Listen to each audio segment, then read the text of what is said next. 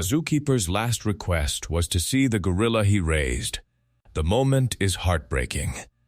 Mario was not a man who sought the spotlight. For 40 years, he was a fixture at the Rotterdam Zoo in the Netherlands.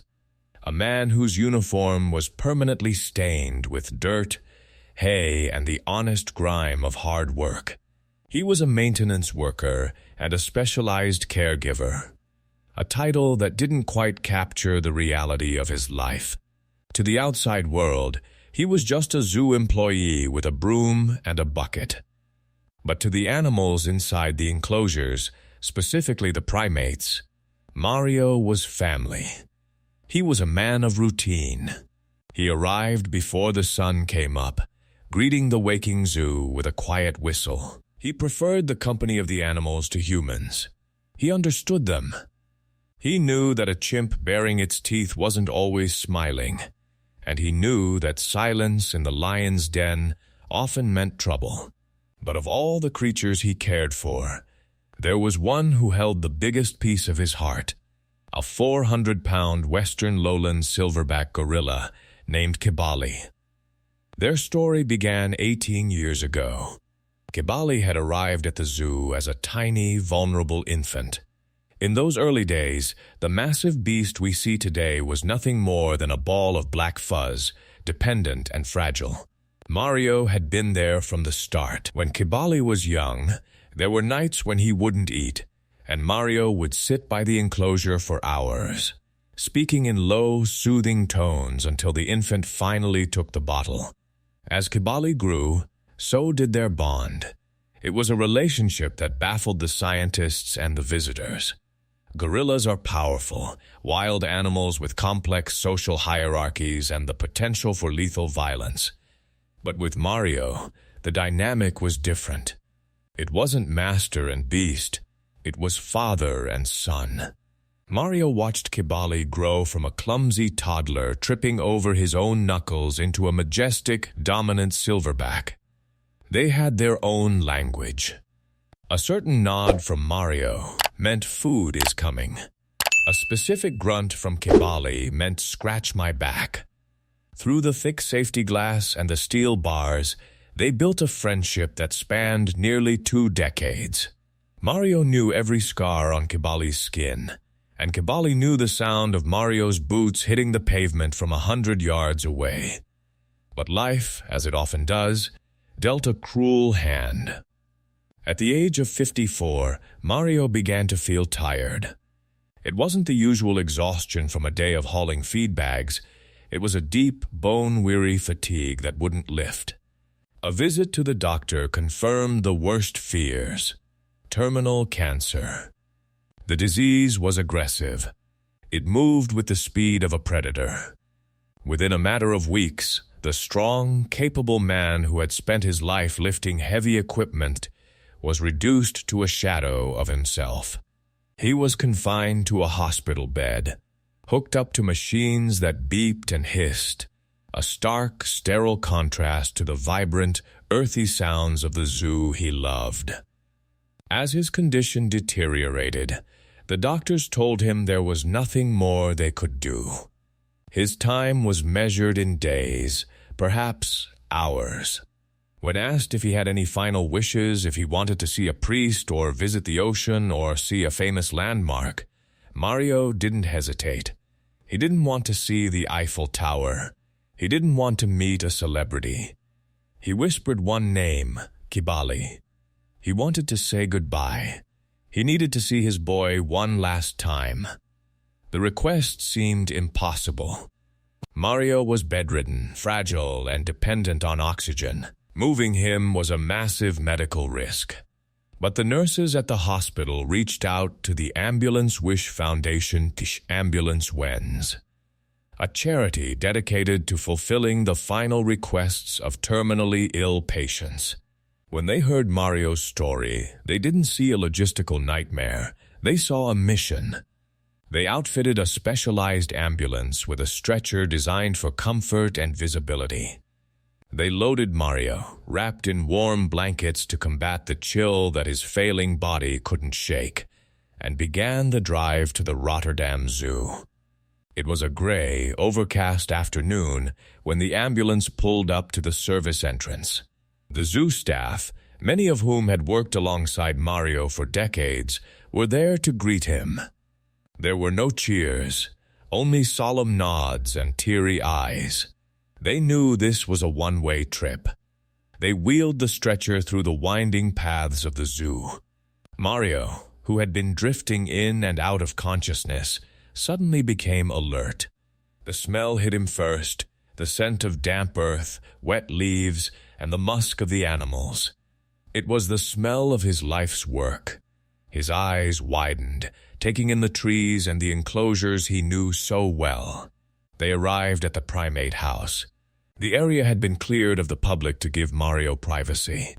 The silence was heavy, broken only by the distant call of a tropical bird. The paramedics and his former colleagues pushed the stretcher right up to the thick, reinforced glass of the gorilla habitat. Inside, the enclosure was peaceful. The troop was relaxing in the afternoon slump.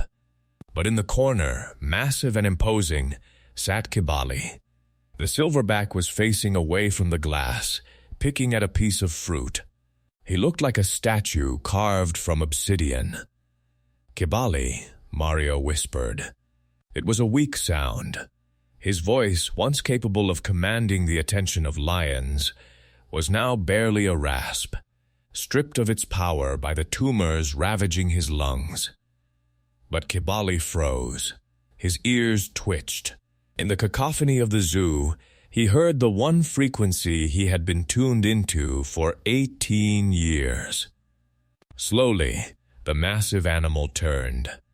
He saw the group of humans. Usually, a crowd of strangers and a strange medical contraption pressed against the glass would trigger a display of dominance, a chest pound, a charge, a roar to defend his territory. But not today. Kibali dropped the fruit. He moved toward the glass, but not with aggression. He walked on his knuckles with a slow, deliberate grace. He came right up to the window, his dark, intelligent eyes scanning the scene. He looked at the doctors. He looked at the tubes. And then he locked eyes with the man in the bed. He knew. Animals possess a sixth sense that we humans have long forgotten. They can smell illness. They can sense the change in pheromones, the weakness in the posture, the scent of death. Kibali didn't see an intruder. He saw his oldest friend, broken and fading. The 400-pound giant lowered himself gently to the ground, sitting cross-legged directly in front of Mario's face. The glass was the only thing separating them, 2 inches of transparency between 2 different worlds. Mario, summoning every ounce of strength he had left, lifted his trembling arm. He placed his pale, thin palm flat against the cold glass. Sorry for the interruption. Before we continue with this heartbreaking final goodbye and the gorilla's incredible reaction that left the entire medical team in tears, I kindly ask you to like the video and subscribe to this channel. It is very important for us to keep bringing you these stories. Thank you very much. What happened next was a moment of pure, unspoken communication that transcended species. Kibali didn't smash the glass. He didn't look away. With a tenderness that seemed impossible for a creature of his immense power, the gorilla raised his own hand. He placed his massive leathery palm against the glass, aligning it perfectly with Mario's hand. The size difference was staggering. Kibali's hand could have crushed Mario's skull like a grape, but the touch was feather-light. They stayed like that for a long, suspended moment. Palm to palm, brother to brother. Then Kibali leaned forward. He pressed his face against the glass, his nose almost touching Mario's hand. His eyes, deep and soulful, were filled with an emotion that looked unmistakably like grief. He let out a low, soft rumble, a sound he used to make when he was a baby falling asleep in Mario's care.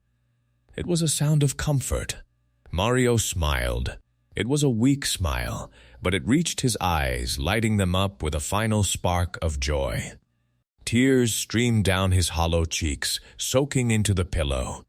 "Dag, jongen," Mario whispered in Dutch.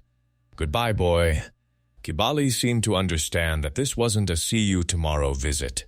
He didn't break contact. He kept his hand on the glass, sensing the heat from Mario's palm, trying to offer his own warmth in return. The nurses and the zookeepers in the room were openly weeping. They watched as the dying man and the wild beast shared a silent conversation about love, memory, and the end of the road. It was a testament to the fact that love is not a human invention. It is a universal language. When the paramedics finally had to pull the stretcher away, Kibali didn't rage. He didn't bang on the wall. He simply watched. He sat at the window, his hand still lingering on the spot where Mario's hand had been, watching the ambulance lights fade into the distance. Mario passed away just a few days later. He died peacefully, his final wish granted. The photo of that encounter, the pale hand of the dying man against the dark hand of the gorilla, went viral around the world. It didn't just show a zoo visit. It showed the soul of a friendship. It reminded the world that while we may look different and while we may speak different languages, the heart recognizes its own. Mario was just a maintenance worker to the world, but to Kibali he was everything. And in the end, that was the only title that mattered. Did this story break your heart? Do you believe animals understand when we are saying goodbye? Let us know your thoughts in the comments below. If you enjoyed this touching story of friendship, please don't forget to subscribe to the channel and leave a like. It really helps us share more amazing stories with you. Thank you for listening, and see you next time.